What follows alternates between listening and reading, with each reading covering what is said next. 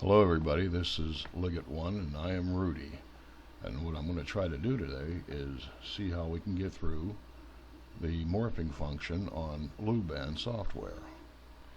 I have it opened already to the morphing function. I'm going to go into browse. I'm going to pick a couple of pictures or images, not really pictures much. Let's see where we find here.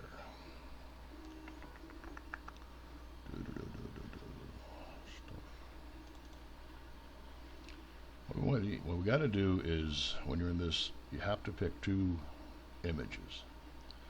So usually people will pick two regular silhouettes. So that's what we're going to do here. I'll just grab this one and that one, then hit open. And as you can see, it's beginning to process.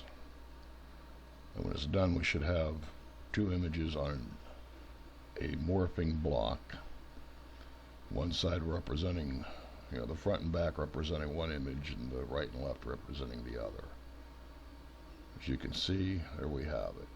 We pulled the angel up, so there it is, and then on the side is the heart. If you look at this though, one thing might strike you right away would be how hard this thing would be to print. You'd have some supports having to come up over this end, that end, maybe a few other places. And I really hate using supports, so we'll try to do something different to cut out the supports. But first I want to show you something that's kind of cool. We're going to take the solid silhouette here, and we see we have a solid heart, but there's a difference with the heart. It's got a frame around it. Now I took this silhouette and I put it into Photoshop, and I put that frame around it. So those are the two images we're going to get. One, the Cupid, and the heart. We're going to put them together, or Luban's going to put them together. We're just going to sit here and watch it. Maybe I'll light another smoke.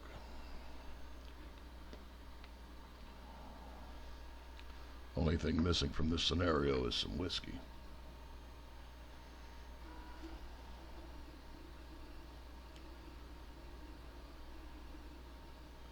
Got a little noise in the background. I'm sure you can't hear it, but printer's running. They're always running.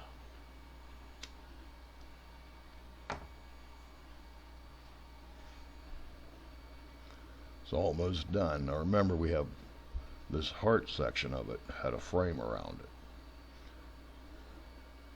and that's going to change the way this comes out. As you can see, the hollow part that had the frame just happens to come out as a hollow piece. I discovered that by accident, actually.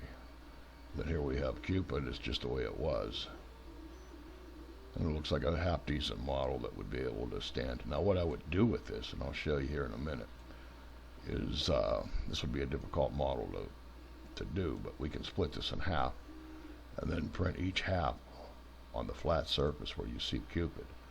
It makes it a lot easier to print. But I think first I'm going to do what I did on a model that I put up on a few places. We're going to take the heart that has the frame around it, and we got Cupid that has a frame around it. The effect of that will be as follows.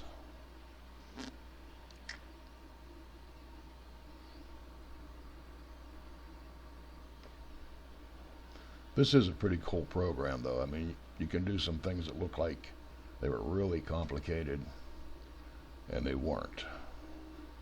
And you can find a few tricks here and there, little things that you might do to give you a different result. And like I said, sometimes it'll come across accidentally.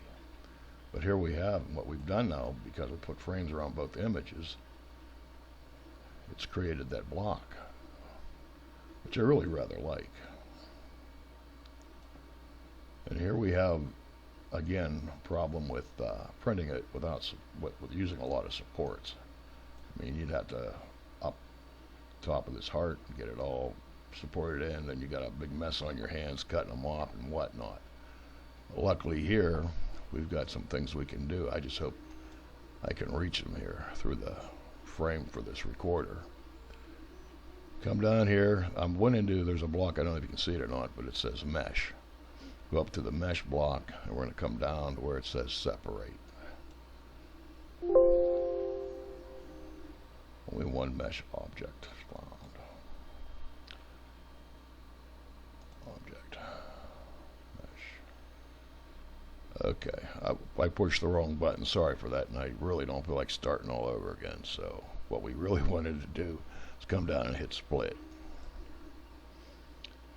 Now here it's going to ask us what unit of measurement we're using, and I'm using millimeters. Tell it OK. And now we have, we're in the split thing. If you look here and you see this blue panel in the middle, that's where this would cut at. Right down the middle. And what you'll wind up with is two pieces, this left piece, the right piece. And both of those we'll take and we'll set them up to where we can lay these down and print this section, which will leave all of what's left on this heart section to be printed laying up in the air, which the printers can do real easily.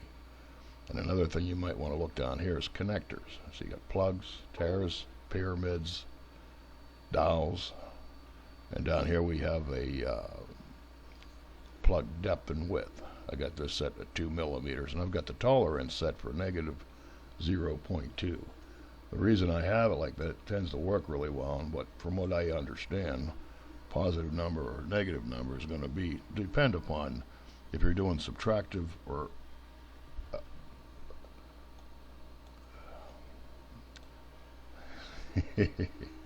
old people, right?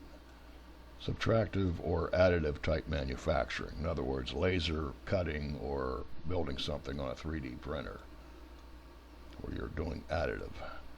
And what we're going to do here, we have a button down here that says split, and we can go ahead and split that.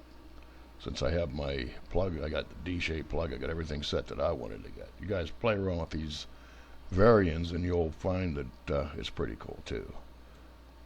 So up we go. It just wants to know where I'm going to put it. I'll put it in this folder, and it'll give it a name. And what's kind of neat, it's hard to tell where the last, if you put 2 or 3 of these in there, you might say, well, gee, which one is it? They all kind of have the same name. But it'll actually have the time that you did it. And right now it's around 7:30, so when I go to look that up, we'll look it up. Now this is just another panel. It's going to show us, you know, and in here you can pull it apart and take a better look at it and whatnot, but there's something that we want to do first, that we want to do besides this. So what we're going to do is I'm just going to drop that down. I'm going to drop this down and see if I can't load 3D Builder.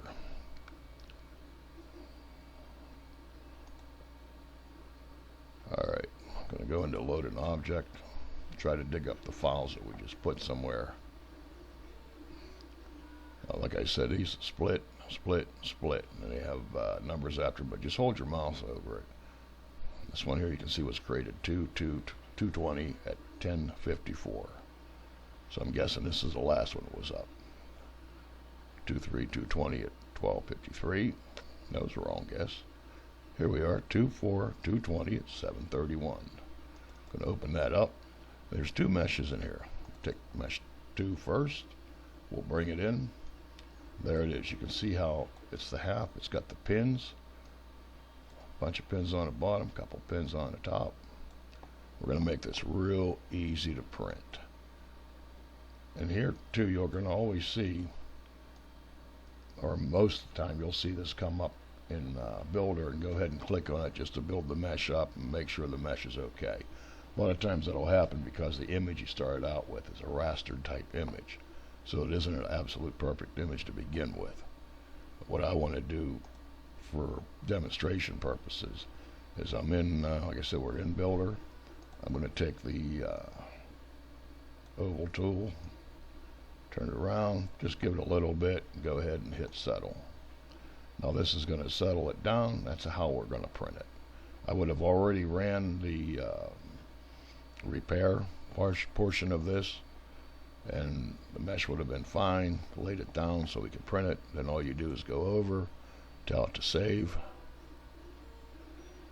It'll go ahead and save it into its original position. I'm going to do an open.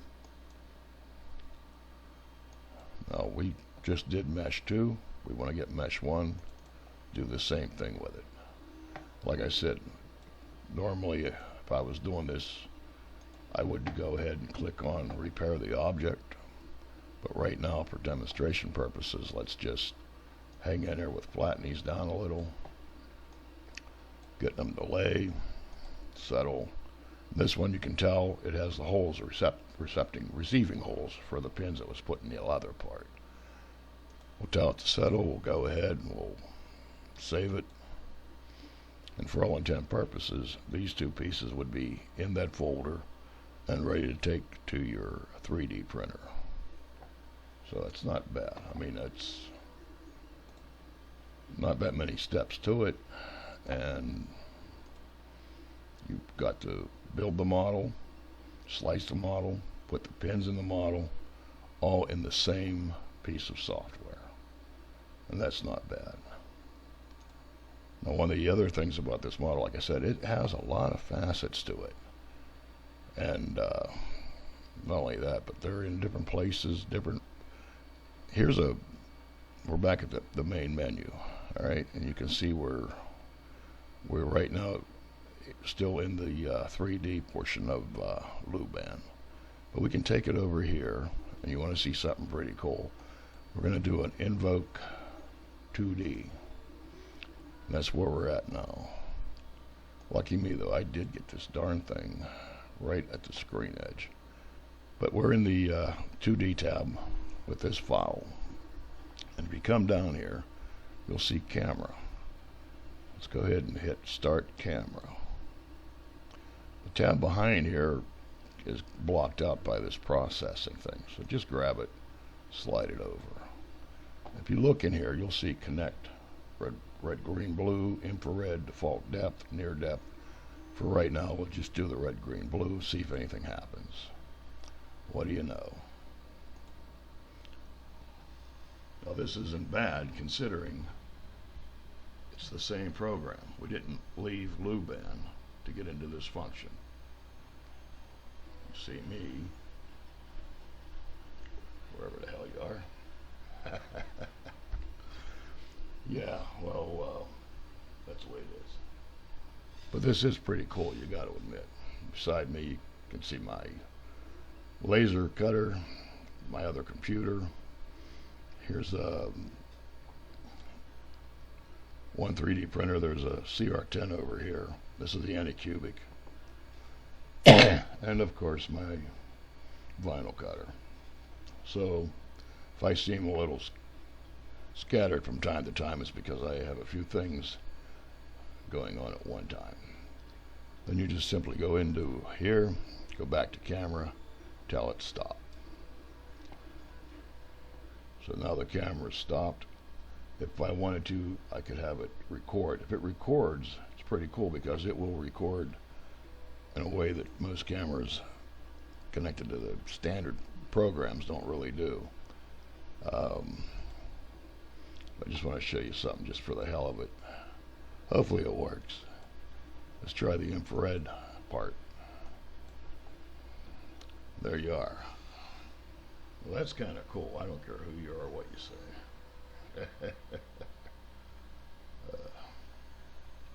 But I think we'll wind things up right now, and I'll start pulling out of this stuff.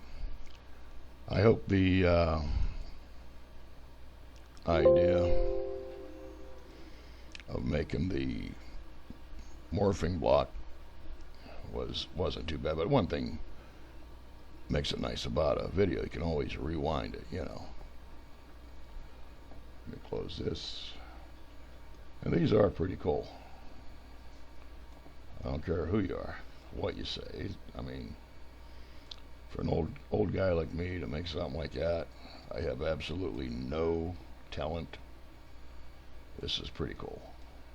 Well, till next time, people. Have a good time. Bye-bye.